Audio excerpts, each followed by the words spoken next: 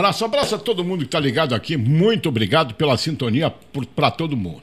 Deixa eu apresentar aqui o Remy Castione, que ele está tendo a paciência de nos ouvir até agora aqui, né? Ele possui graduação, bacharelado em Ciências Econômicas pela Universidade de Caxias do Sul e doutorado em Educação pela Universidade Estadual de Campinas, né? Ele realizou pós-doutorado na Universidade de Barcelona, junto ao Instituto de Receita... Instituto Recerca Educação, é isso? Atualmente é professor pesquisador da Universidade de Brasília, classe associada atuando na Faculdade de Educação e membro permanente do Programa de Pós-Graduação em Educação, na linha de pesquisa em Políticas Públicas e Gestão da Educação. É membro também do Programa de Pós-Graduação em Educação, modalidade profissional, tem experiência na área de Políticas Públicas e Federalismo, atua no tema da transição entre educação e trabalho, com ênfase em qualificação profissional, certificação profissional, ensino médio, e ainda tem mais algumas coisas aí. Poxa vida, ô Maranhão, vai ficar até o meio-dia dando. Ele está, melhor para nós aqui, né? Temos a nossa mesa aqui. Claro. Uma pessoa com toda a formação. Agora, finalmente um doutor aqui. É isso aí. Ele está em Brasília há muito tempo, mas é natural de Cotiporã. É isso, bom dia. É isso, bom dia, os amigos aqui da Rádio Ativa, os ouvintes, o pessoal que nos ouve aí nos vê pelo Face aí. Isso aí. E é um prazer estar aqui dividindo com vocês essa bancada aqui, nessa segunda-feira, dia de Reis. Isso, gente do céu. Opa! Bota aí o Tim Maia. E, pois agradeço aí pelo convite. E, então, eu sou, de fato, aqui da região, nasci em Cotiporã, né, e tenho familiares aqui em Nova Prata, né? Minha irmã mora aqui, então todo ano eu sempre passo por aqui, alguns dias aqui. Mas reside em Brasília há quanto tempo? Já há 15 anos eu resido em Brasília. 15 anos. Passou por muitos momentos interessantes ali na capital federal, né? Pois é, sim, acompanho, né? O fato de estar em Brasília, eu sou professor da Universidade de Brasília, né? E eu trabalho com esse tema ligado às políticas de educação, então a gente, enfim, circula muito no âmbito dos ministérios, do Congresso Nacional, as comissões de educação da Câmara e do Senado, né? Então acompanhamos muito esse debate e chegando aqui no Rio Grande do Sul me deparei com esse tema que vocês acabaram de ler nas manchetes aqui sobre a greve do magistério no Rio Grande do Sul, né? É um tema muito candente esse da educação. Né? Tem outro tema muito quente também, já que nós estamos falando de calor da educação, que é essa questão da mudança de filosofia de pensamento, né? Da educação do país, de uma maneira geral. Né? E principalmente, professor, já então tratando aqui o nosso amigo professor Remy, doutor, o professor Remy, essa questão, na ordem agora, não botar assim no grau superior do ensino, a questão envolvendo essa decisão do governo, semana passada, a repercussão, na influência direta sobre essa decisão que tem uma influência substancial no que estava estabelecido, a questão dos reitores, a questão toda das universidades públicas. Então, o Ministério da Educação de fato, é um ministério muito complexo, né?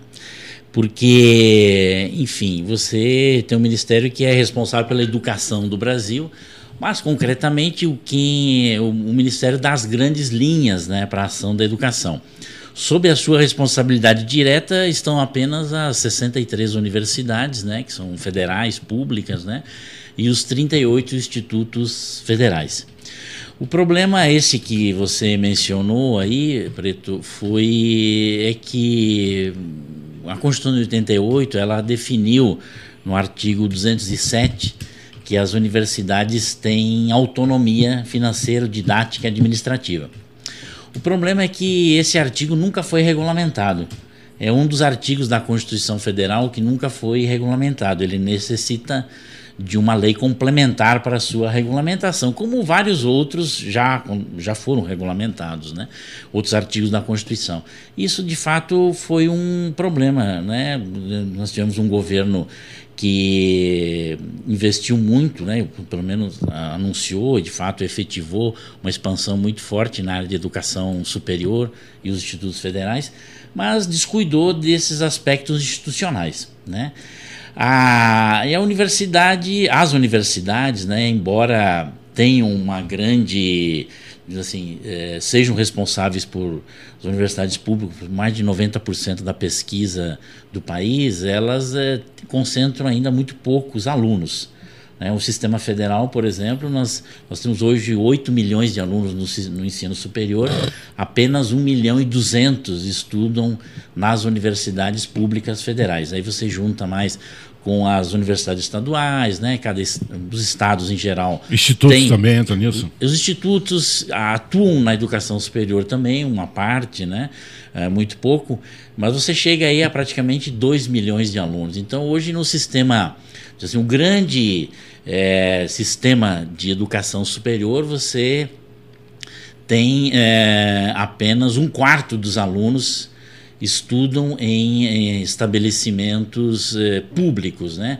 Sejam eles federais, estaduais, né? Que as grandes universidades estaduais são os estaduais paulistas, né? Unicamp, USP e Unicamp, e algumas municipais que são muito residuais, né? Acho que elas não devem ter mais do que 100 mil alunos.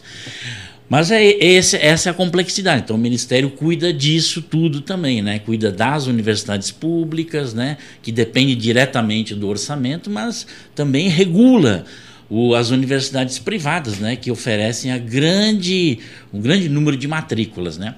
E, evidentemente, que eu diria assim, que os grandes problemas que nós temos no Brasil está na educação básica. Né?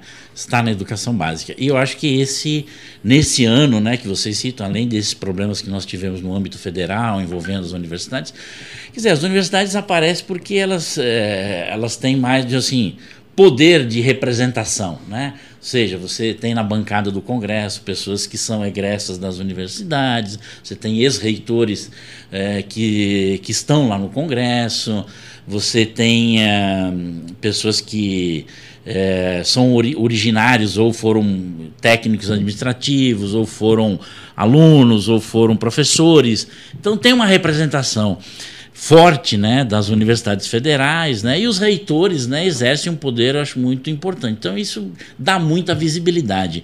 Mas eu diria assim que um dos grandes problemas que o Brasil tem estão na educação básica. A educação superior é o final dessa trajetória. Mas por que a educação básica? Por que os problemas afinal?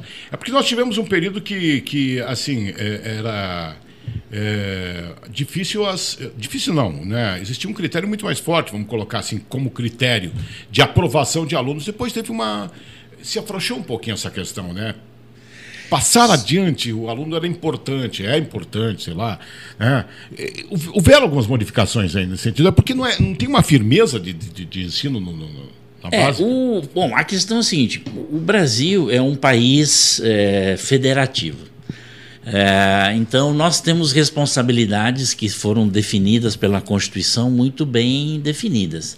Então, por exemplo, o governo federal cuida das suas universidades, institutos, os estados cuidam das escolas de ensino médio e os municípios cuidam das escolas do ensino fundamental e da educação infantil. Então, essas competências são muito bem definidas. A grande discussão que nós temos hoje no momento, quer dizer, um dos mecanismos que a União tem para ajudar os estados e municípios é o financiamento, é o caso do Fundeb, né, que está terminando esse ano, né, termina em dezembro, que é um mecanismo que permitiu nos últimos 14 anos, uma melhoria substancial do salário dos professores e também melhoria da educação. A questão é o seguinte, né? É que é o caso, por exemplo, posso pegar o exemplo do Rio Grande do Sul, né? Comparado com alguns estados. Hoje nós temos alguns cases de educação. Se vocês me perguntarem isso, onde é que a educação está indo bem? Ceará. Ceará.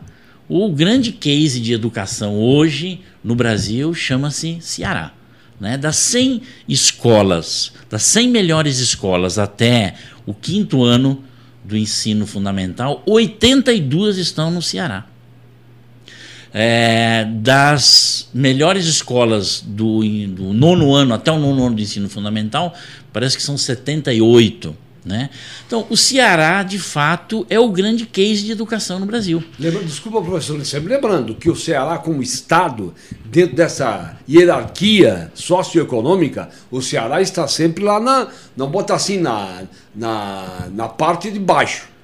Sim. Não é isso? Do ponto de vista e daí chama mais atenção por isso. Se o Ceará não tem toda essa pujança, não está lá no topo da tabela dos estados mais ricos do país, tendo São Paulo como, né? Como faz para ter melhor educação? O que aconteceu lá? Então, não sei se o senhor tem conhecimento. Não, tenho sim. Inclusive é uma das minhas áreas de estudo, né? Eu trabalho muito com educação baseada em evidências, né? E o que é que dá certo em educação? Então, o Ceará, né? Queiram criticar ou não criticar a família Gomes, né? Mas houve uma decisão política de projetar a educação do Ceará. Por exemplo, ontem à noite eu estava quero até citar uns dados aqui, até separei 2 dados para vocês aqui. Nós temos o Plano Nacional de Educação, a meta 8, diz assim, que as crianças até o 3º ano do ensino fundamental, né, que seria aos 8 anos de idade, deveriam adquirir as competências básicas de leitura. Né? Leitura, matemática, português, matemática. O Ceará, para vocês terem uma ideia, né, eu estou olhando aqui, deixa me ver, até o 5º ano do ensino fundamental. Quer dizer, é a porcentagem de alunos do 5º ano do ensino fundamental com aprendizagem adequada. É esse o critério que a gente utiliza, né? Então eu peguei aqui 2 municípios. Peguei o grande case do Ceará, que se chama-se Sobral, que na realidade é onde começaram as experiências. Até porque a família Gomes é de lá. É de lá, exatamente. Então vocês vejam bem, em Sobral, né, a taxa de aprendizagem aos 8 anos, né, é de 97%. Ou seja, quase todas as crianças. A média do Brasil não passa de 55%. Né? Quase o dobro lá, então, professor? Exatamente. Eu peguei o caso aqui de Nova Prata. Né? Separei aqui, é possível. Fazer uma comparação aí. Exatamente. Nova Prata, a taxa está em 68,3%. Né? Isso em português. Em matemática, novamente, o Ceará, 97,2%, a taxa de aprendizagem aos 8 anos. Né? E em Nova Prata, 64,1%. Né? Então, o crescimento, quer dizer, é gritante aqui. Por exemplo, eu tenho os dados de 2007 e 2017. Quer dizer, o Ceará, Sobral, no caso específico do município, saiu de uma taxa de 33,7 para 97,1. Ou seja, botou 60 pontos em cima. Né? Enquanto que Nova Prata, por exemplo, em língua portuguesa, saiu de 47 para 68, 20 pontos. Então, você veja assim, aqui há um esforço. Isso aqui chama-se evidências. Alguma coisa aconteceu aqui. Né? Então, essa que a ideia de quem estuda políticas públicas, se debruçar o que é que aconteceu. O que foi? Foi mudanças pedagógicas? Acho que nem tanto. Né? Nem tanto, porque ou é um período de relativa estabilidade. Aí, o que houve foi um engajamento, né, do gestor da escola, dos professores que trabalharam em cima de metas. Né? Hoje nós estamos vivendo um processo de uma brutal transformação chamada de indústria 4.0, né? Que se revela através de várias coisas, né? Internet das coisas, digitalização da produção, ciência de dados. Por exemplo, essa coisa, ciência de dados, hoje nós temos dados para tudo. Né? Então, se uma empresa quer vender um produto, ela sabe o perfil dos consumidores, qual é a renda dos consumidores, o que eles estão dispostos a pagar, o que seus lares estão equipados. Então, hoje as grandes corporações, né, não fazem negócios às escuras. Né? Na área de política, também nós temos essa possibilidade de termos essas informações. Nós conseguimos hoje esquadrinhar quem são os alunos, qual a renda dos seus pais, onde é que eles trabalham, eles moram longe de casa ou não moram longe da casa, fazem exercícios domiciliares, são acompanhados pelos pais, não. Quer dizer, isso hoje tudo é possível. Certo, né? Perfeito. Então, assim, há uma grande dificuldade na área de educação de trabalhar com essas informações. Né? Então, por exemplo, um ponto de vista, mas é tudo muito complexo. Uma das coisas que eu acho que interferiu muito também, no caso do Ceará, é que houve uma transferência dessa responsabilidade para os municípios. né? O estado do Rio Grande do Sul, eu acho que a municipalização da educação ela foi muito lenta, né? E ela atingiu um determinado patamar que eu acho que poderia ter avançado muito mais. Porque é o seguinte, vejam só a dificuldade, imagina uma Secretaria de Educação numa capital, né, lá em Porto Alegre, né, gerindo uma escola a 700, 800 quilômetros. Né? Tem até o meu cunhado, que é caminhoneiro, ontem pegou o caminhão e foi para São Borja. Daí eu fui pedir para ele, o Rogério, que você conhece. Sim. Quantos quilômetros daqui de Nova? 700 quilômetros. Então, imagine você gerir uma escola a 700 quilômetros. Isso é complicado. Então, o município tem muito mais capacidade, certo, professor, mas de gerir essas escolas. Coisas. Exatamente. E uma das coisas importantes, por exemplo, lá no Ceará, uma das coisas muito interessantes que eu verifiquei é que é o seguinte, por exemplo, o retorno do ICMS, 25% para o município. O que acontece? Se o Estado, se o município, ou seja, as escolas do município, melhorarem o seu índice de educação, eles recebem mais. Mas, professor, aqui tem essa questão toda aí de encargos a mais para as prefeituras. Né? O dinheiro já é curto. O estado do Rio Grande do Sul é um estado que tem um tarifaço ali, vamos colocar. Não, e o professor sabe, embora né? morando há muito tempo em Brasília, que o estado aqui no Rio Grande está falido, tecnicamente falido. Só não fecha porque era uma empresa, né, professor? Senão já estaria em recuperação judicial. Vamos colocar assim, né? Mas assim, eu acho que há possibilidade, mesmo dentro dessas, na área de educação, estou falando, de chegar a um pacto, quer dizer, aí se chama, do ponto de vista federativo, uma cooperação vertical, né, seria um estado de municípios, e uma cooperação horizontal entre municípios. Essa é uma das grandes inovações que tem surgido. Como eu tenho assim, visto. entre municípios? Por exemplo, eu tenho registrado alguns consórcios funcionando na Bahia e no norte do Paraná, que eu até tenho um aluno meu que está estudando, quer dizer, ali na região do norte do Paraná, 9 municípios decidiram abdicar dos seus secretários de educação, contrataram um especialista, um grande gerente?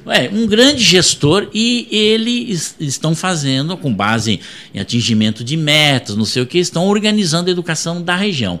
Então, por exemplo, por que cada município tem que ter uma frota de ônibus escolar para recolher os alunos da área rural?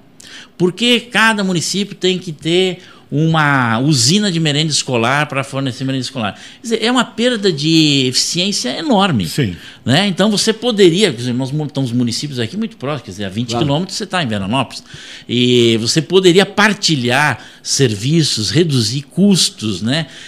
Trabalhar também a questão da formação, né, dos professores, e basicamente eu acho que a grande questão que o Ceará fez foi olhar os indicadores, foi buscar metas. Quer dizer, hoje qualquer empresa trabalha em cima de metas. De metas, claro. Né? Bate metas, vocês ou os anunciantes, não sei, todo mundo está atrás disso. Então, eu acho que essa é a grande questão que falta na educação. Então, o governo do Estado, eu acho que tem essa responsabilidade de chamar. Eu acho que muitas escolas poderiam, por exemplo, a maior parte das escolas de primeira ao quinto ano são municipalizadas. Mas dos anos finais do ensino fundamental, que é um dos grandes problemas que nós temos na área de educação, porque é onde o aluno ele começa a enfrentar as disciplinas específicas, né? Ele passa da fase de ter um professor para todas para ter um professor individual, que isso vai desembocar lá no ensino médio, que é uma tragédia, o ensino médio no Brasil, que vai repercutir na universidade. Então todo mundo fala da universidade, sim, mas a universidade tem problemas de evasão maiores do que na educação básica.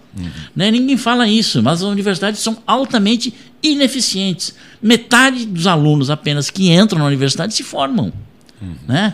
Então isso não é razoável. Não é razoável, porque hoje você tem... Sim, porque na verdade já houve um desperdício aí, né, professor? Sim, já houve. E aí nós temos um modelo de acesso à universidade totalmente equivocado. Quer dizer, como é que eu condeno um jovem aos 16 anos escolher uma profissão que ele vai desempenhar para os próximos 70? Isso não existe em nenhum lugar do mundo, só existe no Brasil.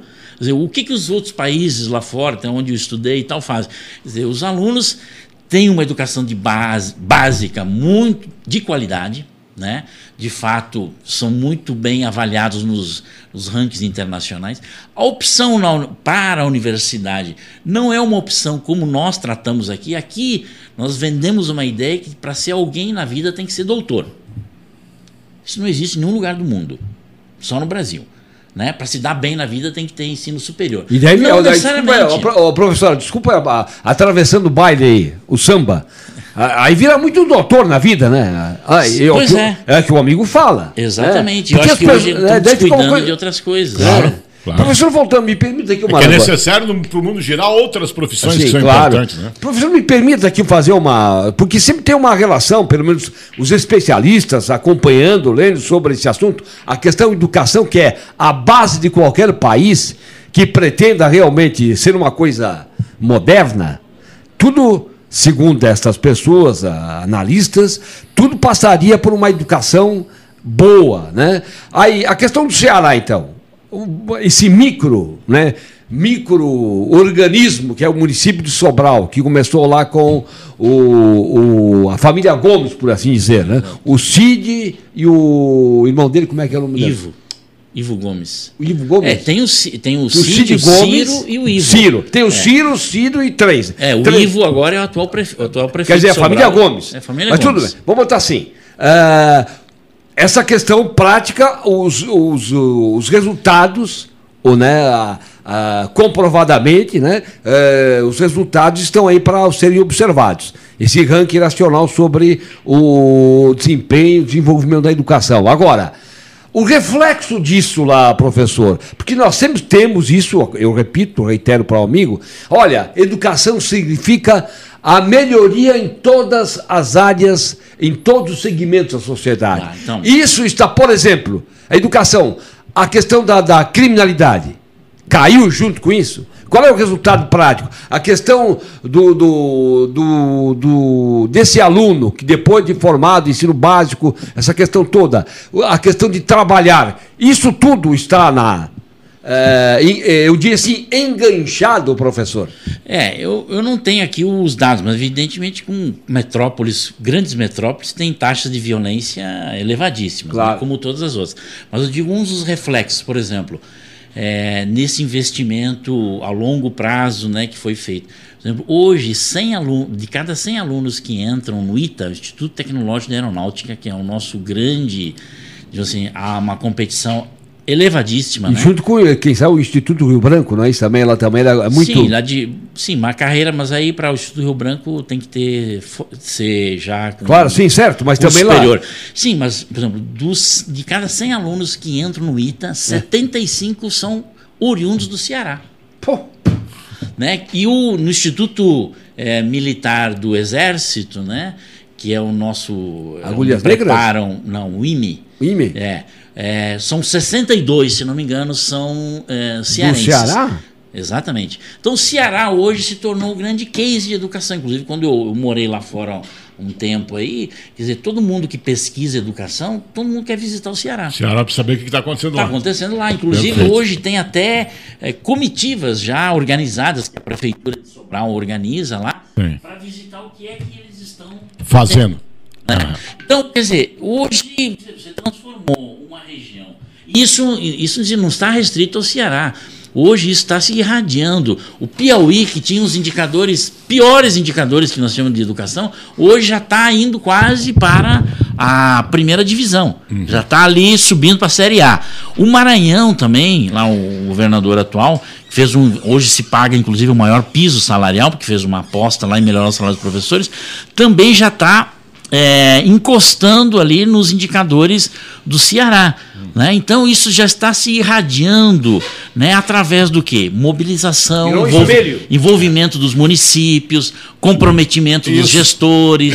Estamos conversando nesta manhã, aqui dentro da nossa programação, né? Com o Remy, ele está aqui batendo um papo conosco a respeito da educação. Deixa eu registrar aqui.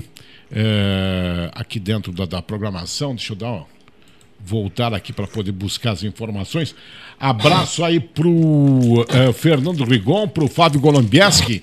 O Osmar Petrikowski está fazendo uma pergunta aqui. Professor, Bom dia. Podemos afirmar que há um modelo pedagógico na escola pública hoje? É a pergunta. Se tem, esse modelo pedagógico atual é ineficiente? Ou a culpa desse caos da educação pública é exclusiva pela falta de investimento financeiro? Bom, primeiro que eu não diria que nós vamos resolver os problemas somente pelo lado de mais recursos, né? Eu acho que o caso de Sobral aí está aprovado e o Preto até recuperou aí que a renda per capita do Ceará é menor do que vários outros estados, né? Por exemplo, eu vou citar um caso. O estado do Ceará, ele gasta por aluno metade do que Brasília, que o estado de Brasília, o Distrito Federal, gasta, né? Metade. Então, é a relação mais ou menos é do tipo... enquanto que o Brasília gasta, sei lá, 8 mil reais, né? O estado do Ceará gasta metade disso, 4 mil reais por aluno, ano, né? E tem um desempenho exatamente igual, né? O desempenho dos alunos de Brasília, a capital do Brasil, né, Distrito Federal, que é onde tem o maior orçamento per capita da educação, é exatamente igual ao Ceará, gastando metade do recurso, né? Certo. Então, assim, não é só recurso. Evidentemente que recurso vai ajudar, vai mobilizar, vai incentivar o professor. Mas eu diria que antes da questão do modelo pedagógico, né? Porque aí modelo tem várias escolas, né? No caso do Brasil, aí depende muito. Por exemplo, na alfabetização, agora nós estamos com um plano nacional de alfabetização que está trazendo uma orientação mais fechada, né, baseada em algumas literaturas, né, que são muito polêmicas, tal. Mas até então nós não tínhamos um modelo tão fechado, quer dizer, você um pouco reproduzia aquilo que as escolas de educação acabam transmitindo. Eu diria assim que nós no Brasil não temos um modelo, assim, modelo pedagógico. Quem é o modelo? Pestalozzi, Paulo Freire, Freinet, né? Nós temos uma mistura de tudo isso, né? Por exemplo, há algumas regiões, alguns lugares fora do Brasil em que você tem uma adesão a um determinado modelo. Certo. Né? No caso do Brasil, eu não consigo identificar que nós tenhamos assim, essa crítica que hoje é feita. Paulo Freire. Não, Paulo Freire. Não existe Paulo Freire. Né? Paulo Freire, bom, primeiro tem que fazer uma divisão. Existe 2 Paulo Freires. Né? Existe um Paulo Freire acadêmico, que é muito respeitado, que é citado, é um dos autores brasileiros mais citados no mundo afora, né? E houve, de fato, uma apropriação dos princípios do Paulo Freire para a utilização em programas de larga escala, por exemplo, alfabetização, que em parte são utilizados pelo MST, mas que foram utilizados nos processos revolucionários que nós tivemos na União Soviética, no leste europeu, nos países da América Central, que exatamente, vocês pegam, são países rurais, agrários, que necessitavam um processo da própria China, né, um processo de formação em massa, né? Você se utilizou de modelos muito próximos desses que baseiam a ideia do Paulo Freire. Mas eu posso assegurar de que, por exemplo, eu estou numa universidade, quer dizer, formamos professores, embora nós tenhamos muitos freirianos, né, professores que se inspiram em Paulo Freire, eu não posso dizer que nós formamos professores freirianos. Né? Nós temos aí uma mistura de abordagens, né? Paulo Freire pinça aqui, pinça lá e faz Paulo Freire vai bem em determinadas coisas, Freinet em outras, Pestalozzi, Montessori, por exemplo. Eu estudei em Barcelona, fiquei lá em Barcelona na universidade. Lá o modelo catalão de educação é totalmente baseado em Montessori. Né? Montessori, que é aquela ideia de aprender coletivamente, fazer, né, em conjunto, muito trabalho manual, né? Isso que eu estava falando, que está hoje na base das modernas pedagogias, né? Que é a ideia de trabalho em grupo, processamento de problemas, pedagogia baseada em problemas, onde o aluno é o centro da atenção. Não, hoje o que nós temos? A sala de aula precisa ser totalmente repensada. Quer dizer, nós temos uma sala de aula onde o professor é o centro da atenção. Certo, inclusive, perfeito. é uma crítica que o próprio Paulo Freire fazia. Quer dizer, a chamada educação bancária. Quer dizer, você tem pretensamente um superior que domina os conhecimentos e inferiores sentados, inclusive enfileirados, que obedecem. Mas isso hoje, a tecnologia, o smartphone acabou com isso. Tudo que eu estou falando aqui, provavelmente é só consultar, ainda está no Google. Claro. Né? E se o professor estiver transmitindo isso no dia a dia da sala de aula, os meninos, moleques com 10, 12 anos, estão mexendo no celular, estão vendo tudo isso. Claro. Então o professor, eu acho que é o grande animador, é o grande coordenador desses conhecimentos que as pessoas já trazem para a escola. O provocador. Sim. Provocador. Agora, nós temos que perguntar isso, né, o Fidelis, porque na realidade se comenta muito a questão da tal escola sem partido, né? Qual é a opinião do professor? Afinal de contas, então, vamos direto ao ponto, professor Remy. Sim. Que agora isso faz parte, né, do jogo. Diz que só tem comunista na universidade pública. Só tem comunista lá no UNB, professor? Não. Eu estou fazendo aqui o que tem sido muito abordado na questão da imprensa aí. Sim. Através do novo governo. Não há. Você... Diz que até maconha estão plantando agora. Hein, professor? Pois é. Olha, a universidade é um campo aberto, né? Tanto para quem ensina, né? Como para quem aprende. Então, nós temos pessoas de várias opiniões, né? Tem pessoas que se classificam mais à esquerda, são mais liberais, né?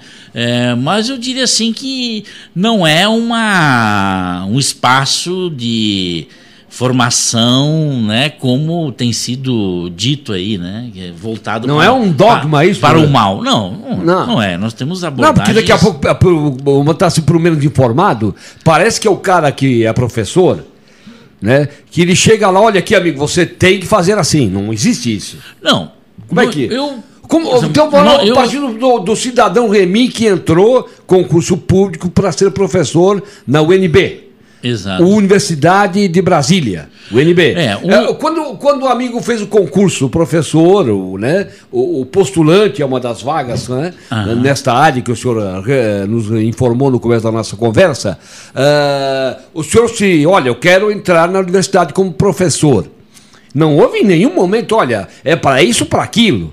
Né? O senhor com a sua formação pelo terceiro grau, pela graduação, né, universitária, pela base escolar que o senhor teve. E aí eu acho que aí na professora aí também entra toda uma questão, até mesmo do convívio familiar, lá da origem da pessoa, não entra tudo isso? Na Sim. formação final do cara que chega para ser professor universitário. Eu acho que daqui a pouco a origem da pessoa também desemboca nisso ou não? Não, com certeza. Evidentemente que há sempre questionamentos de por que determinada... se houve favorecimento, não houve favorecimento, não sei o quê. Mas assim, o que se busca é o mérito, né? É a meritocracia. Então, afinal de contas, a pessoa passa por um concurso, tem uma banca. Evidentemente que você tem algumas determinadas áreas onde existe alguma predominância, em tese, sobre uma determinada orientação, mas ela não é homogênea. E tudo que é homogêneo, em geral, a toda unanimidade, né? Inclusive é burra, né? Como dizia o nosso grande poeta aí. Então, eu acho que a universidade é um campo aberto a várias diferenças. Você pega uma escola de economia, né? Uma escola de economia, evidentemente que tem pessoas que se classificam num campo mais heterodoxo. Perfeito. E você tem um campo mais liberal, que acredita no mercado, né? Inclusive, você tem escolas muito específicas, né? Você tem a GV no Rio, o INSPER em São Paulo, tal, que tem uma orientação mais voltada para isso, que trabalha, que forma a a ideia de que o Estado tem que diminuir, que você tem um pensamento mais liberal, tal. Agora, no caso não dá para generalizar aqui na universidade, né? Eu acho que a grande questão da universidade é que esse governo não tratou, né? Que eu acho que é uma necessidade da sociedade, quer isso, né? A sociedade não quer ficar discutindo escola sem partido, Twitter do ministro, não sei o quê, quer discutir eficiência. Né? Acho que sim. Afinal de contas, você está investindo, todos os brasileiros, né, acabam pagando o meu salário lá em Brasília. Né? Então, assim, o que o professor produz, quantos trabalhos ele publicou, quantos alunos ele orienta, o que é que ele orienta, né? E qual é o efeito que a instituição está produzindo. Ou seja, o Estado está investindo, isso que eu comentei, né? Quer dizer, é um absurdo você utilizar recursos públicos, né? E ter um resultado de desempenho da universidade muito ruim. Quer dizer, se você tem uma seleção de 100 alunos e apenas 40 ou 50 se formam, isso é um desperdício. Agora nós estamos falando assim, universidade. Nós estamos falando só as federais, onde entram as particulares, né? Porque nós temos aqui na região, inclusive aqui na Nova Prata, né? Boas universidades fortes, né? Sim, eu me formei, inclusive, na Universidade de Caxias, que eu acho que ela não deve nada a uma universidade pública federal. O que eu acho que, inclusive, em áreas da Universidade de Caxias, professores são muito ligados à prática, né? Vivem o dia a dia do mercado, que é um dos grandes problemas que tem na universidade pública. Mas aí existe uma cobrança maior na particular do que da pública? Para isso, para pesquisas, para busca de soluções, para fazer um tipo de universidade diferente? Exato. Bom, esse eu acho que é um aspecto importante, que a universidade pública brasileira está submetida a um modelo de contratação extremamente rígido. Né? Então, a mesma lei que é utilizada para construir uma ponte, né, é utilizada para comprar um reagente num laboratório de química. Isso não é possível. Né? Então, a ação na universidade é muito processualista. Ela não está medindo qualidade. Então, por exemplo, se um professor da área de química precisa comprar um reagente, né, que ele sabe que aquele reagente daquela marca vai dar o resultado que ele quer, ele não pode. Ele tem que submeter ao rito processual da Lei 8666. Então, isso é um desastre para a pesquisa. Nós tínhamos que ter um sistema que avaliasse os resultados finalísticos. Né? Ela cai na burocracia do país, na realidade. Exatamente. Então, esse é um dos grandes problemas que as universidades deveriam estar tratando com o Ministério da Educação. E o Ministério da Educação deveria estar sentando com o reitor e discutindo exatamente isso. Porque isso engessa a atividade do pesquisador. Quer dizer, não é normal, quer dizer, que o pesquisador gaste mais da metade do seu tempo cuidando de procedimentos administrativos. Né? Então, na universidade pública, o pesquisador que quer empreender, ele já começa condenado. Né? Então, por quê? Os órgãos de controle não usou a Lei 866 para comprar, não fez isso, não fez aquilo. Então, hoje, a gestão pública, ela, de fato, está muito engessada, né? E nós trabalhamos muito pouco com resultados. Né? E a educação tem muita dificuldade de trabalhar com resultados. Então, por exemplo, na área de educação básica, por exemplo, essas discussões que a gente fez aqui com o Sobral, mostrando os indicadores de Sobral, isso tudo foi feito com base em metas. Hoje, as empresas, as grandes organizações, todas trabalham com metas. Né? Por que a educação não pode ter metas? Não, eu acho que é possível, né? sim. Então, eu acho assim, claro, nós não podemos colocar as metas como centro das questões. Mas sabe, professor, o problema todo aí que o Brasil enfrenta, me parece que é por aí, muda-se o governo, muda-se o pensamento também. Quer dizer, não tem uma linha, nós teríamos que adotar uma linha de trabalho. E essa linha... Vira plano de governo, não de Estado, essa é a diferença. Especialmente para a educação ficar ali em cima disso, mas entra o governo, sai o governo, aquela coisa... Não, exato. Eu acho que isso que... Por exemplo, nós temos um plano de educação, Plano Nacional de Educação, que foi sancionado, é o terceiro plano na história do Brasil. Nós tivemos um plano em 1962, depois tivemos um em 2011, que foi o Fernando Henrique que sancionou, e agora esse plano que está em vigência até 2024 foi a ex-presidente Dilma. Tem metas lá.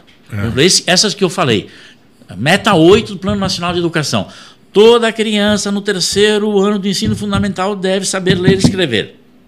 Está lá. Aí quando você pega os indicadores, está aqui. Sobral já tem 97, Nova Prata está... 60 e pouco. Pois é. O que tem que fazer para chegar aos 97? Né? Eu acho que é isso que nós temos que nos debruçar, né? E mobilizar as nossas forças para atingir essas metas. Quer dizer, plano nós temos. Agora, o governo atual, o ministro, a equipe do ministro atual, deu muito pouca ênfase a esse plano. Professor, deixa eu só fazer uma colocação aqui, Fidelis Preto, que é importante.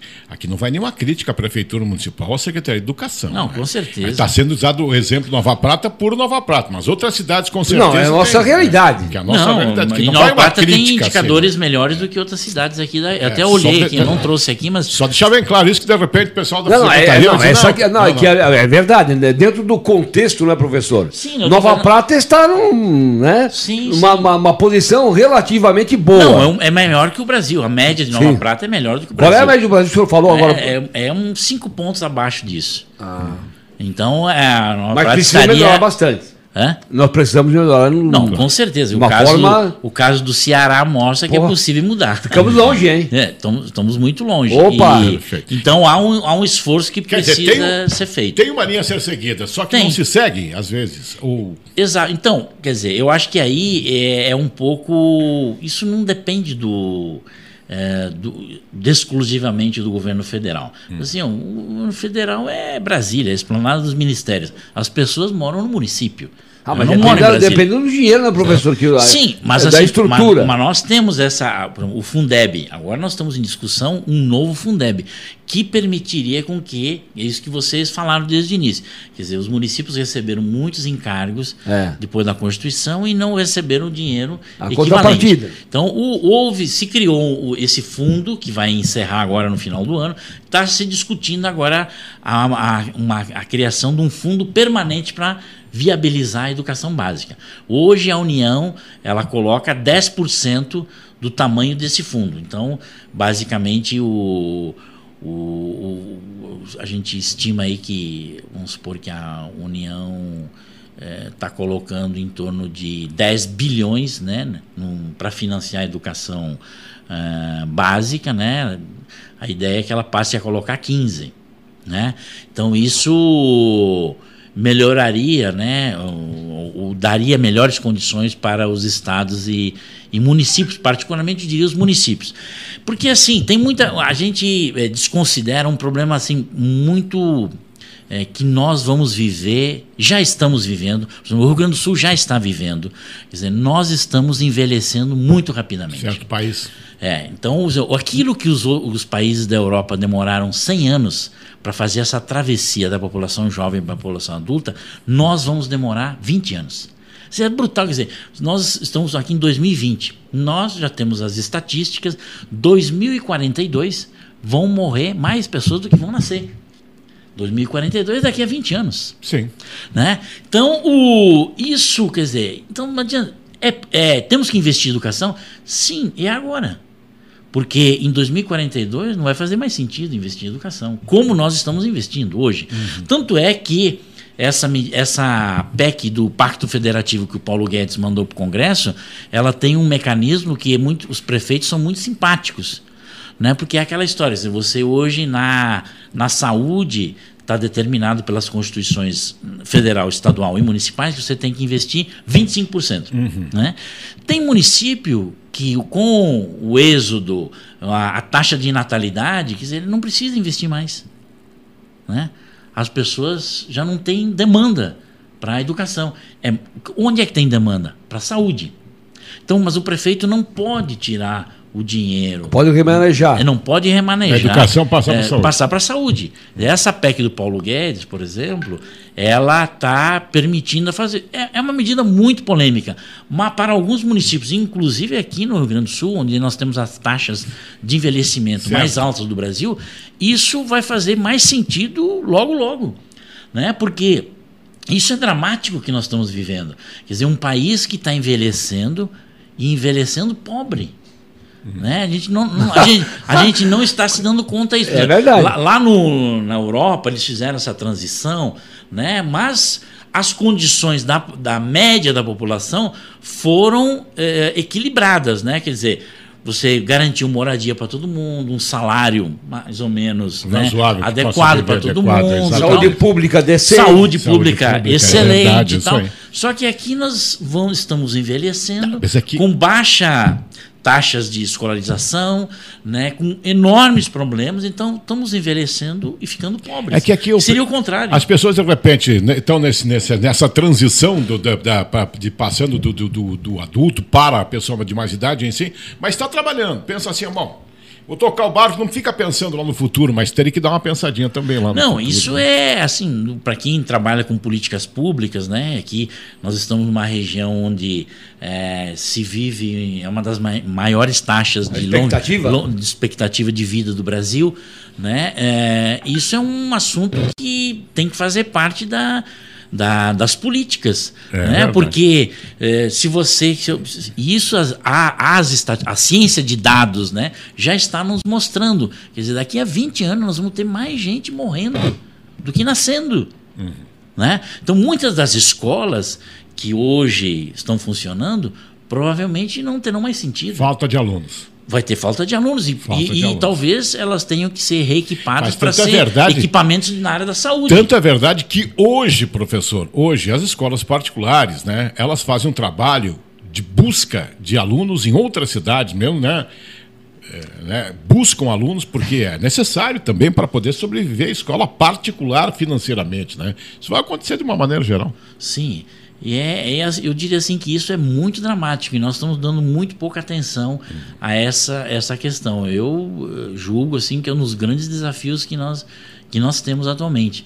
Quer dizer, nós estamos num país que logo vai fazer essa transição. Quer dizer, nós tínhamos há poucos anos atrás, todo mundo falava, nós temos uma bolha jovem, né, que é onde nós temos a maior parte da população é jovem. Só que isso está caindo drasticamente, está caindo por problemas da violência. Está desmanchando, né? Quer dizer, nas grandes cidades, por exemplo, você vê a mortalidade na faixa etária de jovem é elevadíssima. É brutal. Né? Então você tem um problema aí seríssimo. Quer dizer, quando a economia ali nos governos pegou o boom das commodities, né? Um período ali de 2008 a 2012, nós tivemos que importar mão de obra. Quando o Brasil começou a crescer a taxas 3%, 4% ao ano, né? Muitas ocupações os brasileiros não quiseram mais atuar. O caso específico dos frigoríficos. Boa parte da mão de obra que veio abastecer. É a mesma coisa que acontece com o brasileiro que vai para um país, Estados Unidos. Sim, os países europeus. Essa é uma realidade aqui na nossa região, Nova Araçá, tem muito no frigorífico que tem em Nova Araçá, muita gente de fora que sem está... qualificação.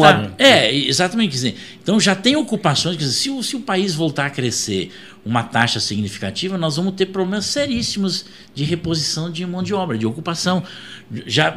Porque os brasileiros vão adquirir um padrão de vida que lhes permite abdicar desses empregos, né? Ninguém quer trabalhar mais em funções repetitivas, né? Maçantes, né? Por exemplo, como uma linha de produção na área de um frigorífico, de abatedouros, né? E aí, o que está acontecendo lá nos países europeus? Os africanos estão chegando na Alemanha, na Itália, na Espanha, né? Porque tem mais gente. Mas me chamou a atenção, no começo do nosso papo aí, professor, o professor colocou que não é só de professores que o Brasil vive, tem outras profissões que devem ser, né, devem ser colocadas à disposição para que as pessoas possam trabalhar no futuro, né?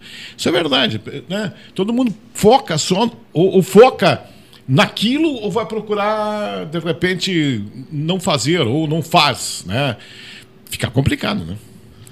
Sim, temos essa questão que também contribui enormemente para as taxas de evasão no ensino superior. Quer dizer, é o formato que nós temos de atração dos jovens para a universidade, né? Que é isso que eu falei.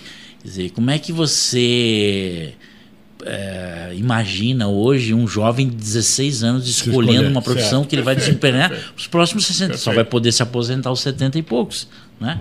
Então, isso não existe. Quer dizer, o que você teria que ter? Teria que ter um sistema mais, essa transição, né, da educação básica para o ensino superior, onde o aluno se encontrasse numa grande área, né, uma área mais abrangente, né, pudesse ter uma formação intermediária e depois pudesse escolher fazer algumas experiências. Porque nem todos querem ir para a universidade. Certo, perfeito. E a universidade também ela não está preparada para coisas muito específicas. Porque até porque tem alguns cursos profissionalizantes também, né? Algumas... Sim, sem dúvida. Agora, nós criamos um mercado do ensino superior. Hoje tem mais gente... É verdade. Tem mais gente estudando no ensino superior do que no ensino médio. Você deve ter noticiado aí recentemente, as matrículas do ensino médio caíram para 6 milhões. Há 5 anos atrás eram 8 milhões de alunos do ensino médio. Então já perdemos 2 milhões.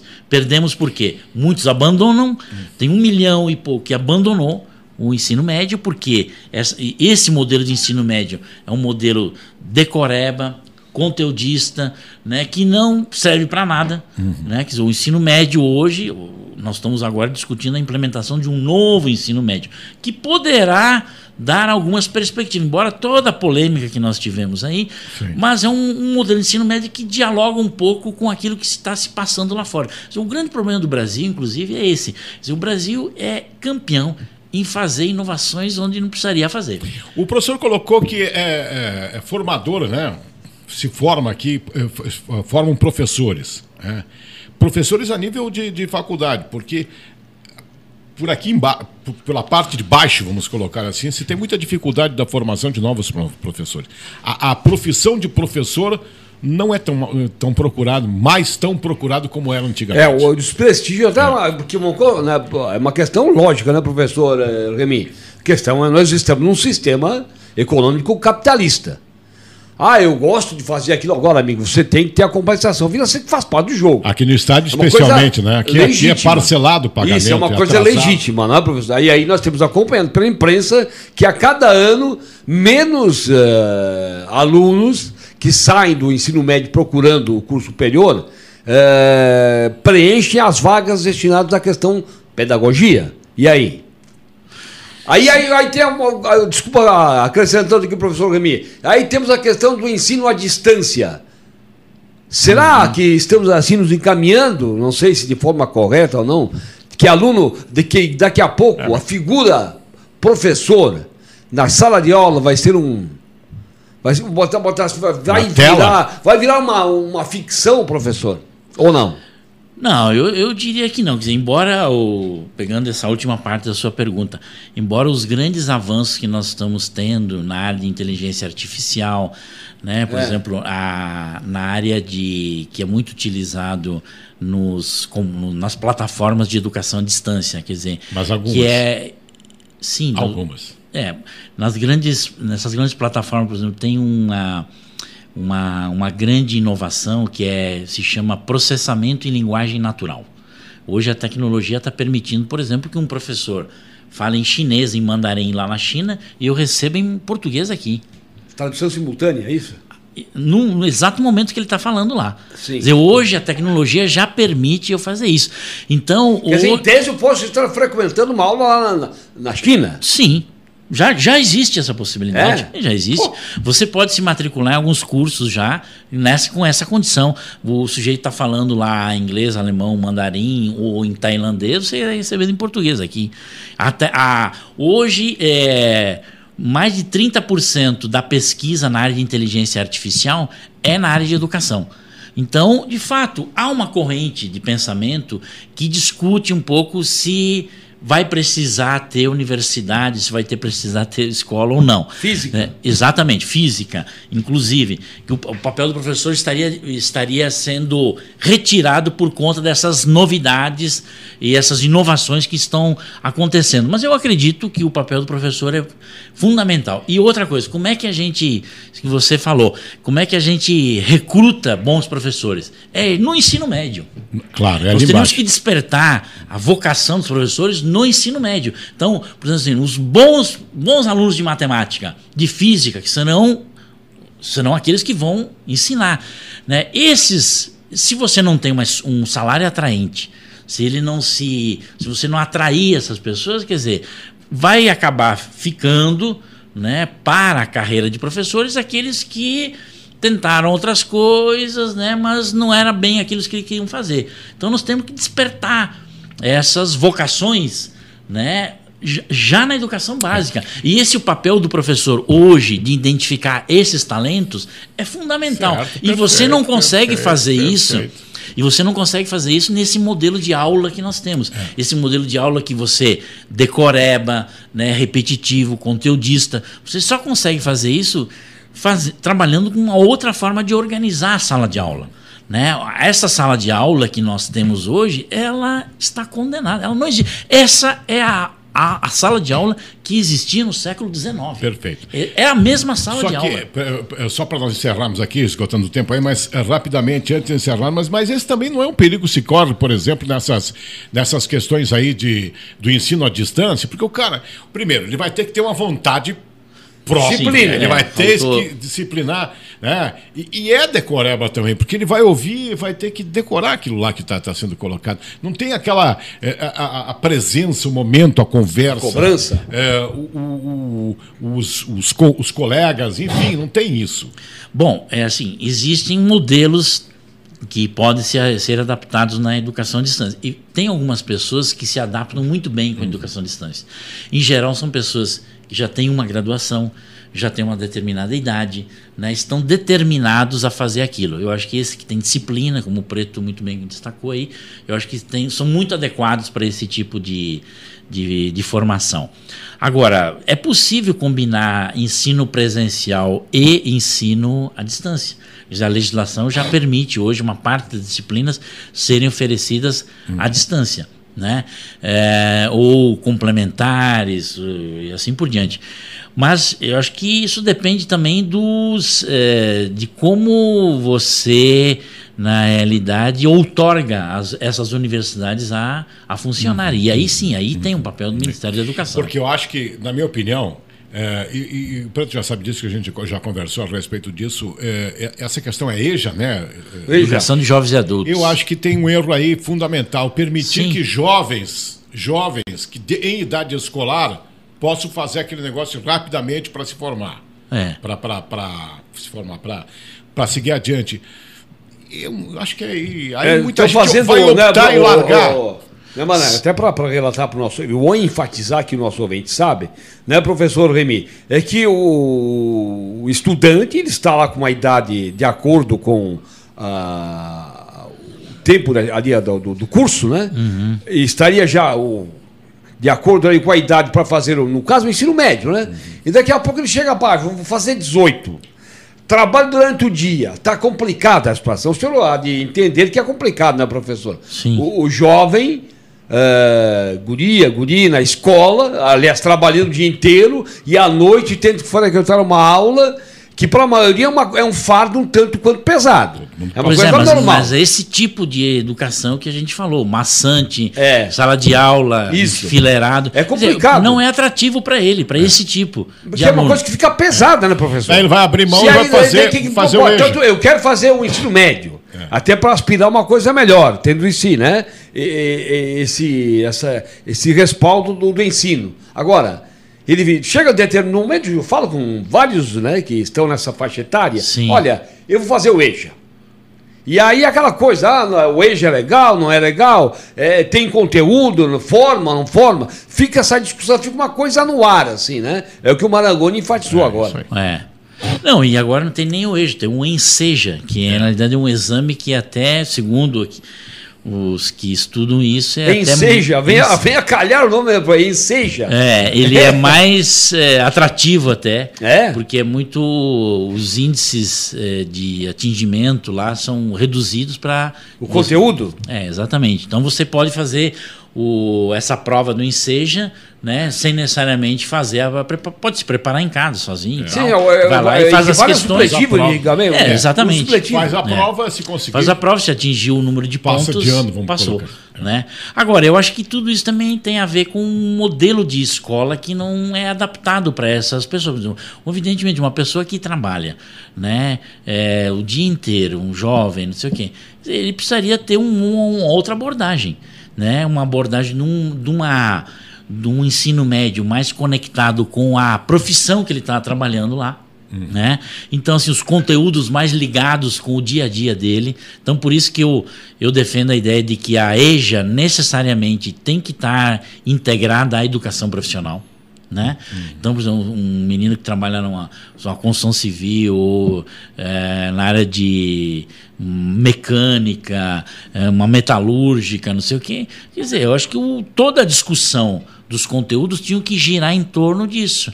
Né? E ele obter, ao mesmo tempo que ele obtém a certificação da educação básica, obter um título de técnico. Claro, perfeito. Né? Então, essa conjugação é que precisaríamos proporcionar para esse tipo de alunos. Então, e aí, novamente, né, para insistir, eu acho que nós da educação, né, faço um apelo aí aos professores, né? Nós temos na educação muita dificuldade de trabalhar com dados, né, com números. Nós hoje temos essa vantagem, a tecnologia nos ofereceu essa possibilidade de conhecermos as informações. Perfeito. Então, nós temos que esquadrinhar isso. E trabalhar em cima disso aí. Exatamente. Professor, obrigado pela sua participação. Volta quando para Brasília? No final de semana. Final de semana. Tá, professor, para enfatizar aqui e informar bem o nosso ouvinte, o professor Remy, ele é professor em qual é a área mesmo lá na universidade? Sou na Universidade de Brasília, né, na área de políticas de educação. Quer dizer, o senhor trata diretamente da questão que é fundamental, que ainda estamos falhando muito no contexto nacional. Sem aí, dúvida. Nós conversamos até agora, né? Essa questão toda aí, essa é a abordagem que a gente fez aí. E aí, Cotiporã tem lembrança lá em Brasília ou não? Tem embaixada de Cotiporã em Brasília ou não? Ou o professor é o próprio embaixador? Não, eu sou embaixador do meu time lá em Brasília, né? Meu time? Qual é? Meu time. Pode falar aqui? Pode falar. Eu sou gremista. Então, sou gremista embaixada do Grêmio em Brasília. Mas, evidentemente, que circulam lá algumas pessoas, né? Representando. Como é que é a vida de Brasília, Mocinho? Nós, quando pensamos em Brasília, é o centro do poder. Né? As coisas, o Congresso, a instância maior do judiciário, o executivo, esse país que ainda não fez um pacto federativo real, está distante disso ainda, não, professor? Agora, como é que é a vida, o mundo real em Brasília para as pessoas que moram lá? Não um deputado que sai aqui do Rio Grande, ele chega na segunda noite e quinta noite está se mandando. Parece que ele chega lá e já está pensando em voltar, né? Não chega nunca quinta-feira, essa questão toda. Agora, para o cidadão que mora em Brasília. O cidadão, sim, quer dizer, é uma cidade que vive em função do serviço público. Né? Hoje, e assim, como aqui, eu sempre falo para os meus alunos, né? Quer dizer, Brasília é uma cidade que nasceu em 1960. Né? Então, as pessoas não conhecem fábrica em Brasília. Né? Muito provavelmente aqui nós fomos criados do lado de uma madeireira, de uma chaminé, isso não teve em Brasília. Uma juta de boi. Então, na agricultura, exatamente. Então, em Brasília, o que tem é o serviço público. Né? Agora, é claro que tem uma série de empresas que gravitam em torno do serviço público, né? Prestadora de serviços, tanto de alta complexidade como de baixa complexidade, né? Então as pessoas vivem um pouco em função disso. Quer dizer, o dinamismo da cidade está muito ligado à atividade do setor público, né? E, evidentemente, das empresas que vendem negócios para o setor público, né?